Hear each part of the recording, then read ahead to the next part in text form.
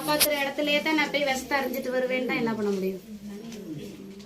பல நாள் விஷத்தை நான் எடுத்து கொடுத்தேன், உன்னை உசுரை காப்பாத்தி இந்த இடத்துக்கு கொண்டு வந்து வச்சேன். நீ மறுபடியும் நீ அந்த விஷத்தை தான் நான் போய் குடிச்சிட்டு வருவேன்னா என்ன பண்ண முடியும்?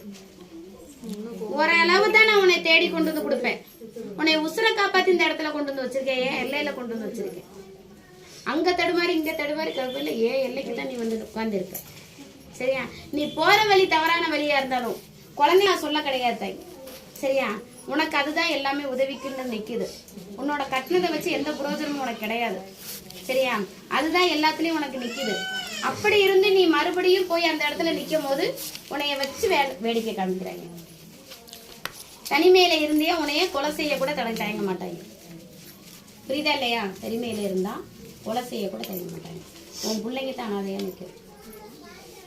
உன்னைய இந்த இடத்துல காப்பாத்தி கொண்டு வந்து வச்சிருக்கேன். இப்ப வர இந்த ரெண்டு நாளைக்கு முன்னாடி வர நீ உசுர கையில பிடிச்சிட்டு தான் நின்ன. உன்னோட உடல்நிலைக்கு காரணமே அதான்.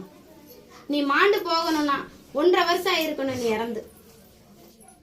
உன்னோட கட்டின வழியிலேயே அடிச்சு கொண்டிருப்பாங்க இந்த இல்லையா? அதுல இருந்து காப்பாத்தி தான் இங்க கொண்டு வந்து வச்சிருக்கேன். நீ மறுபடியும் நான் குழியில தான் போய் விழுகுவேன்னா என்ன பண்ண முடியும்? இன்னும் போக மாட்டேன், உங்கள்கிட்ட கேட்டுதான் மீறி போக மாட்டேன். அப்படி இருந்து என்கிட்ட நீ வந்து இந்த இடத்துல முறையிட்டு தான் போவேன். எப்படித்தான் நீ பறந்து சேர்ந்து போனான்னு தெரியல, என்ன பண்ணி அனுப்புனாங்கன்னு தெரியுதா இல்லையா?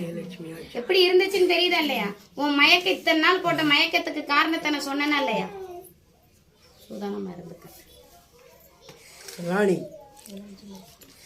ஒரு சின்ன பிள்ளைய நேரம் கட்ட நேரத்துல வெளியே விடா. விளையாடுற இடம் சரியான இடம். எந்த நேரத்துல நான் எப்படி வருவேன்னு சொல்ல முடியும். இதுக்குதான் சூறாவளி. புரியுதா இல்லையா? சூதானமா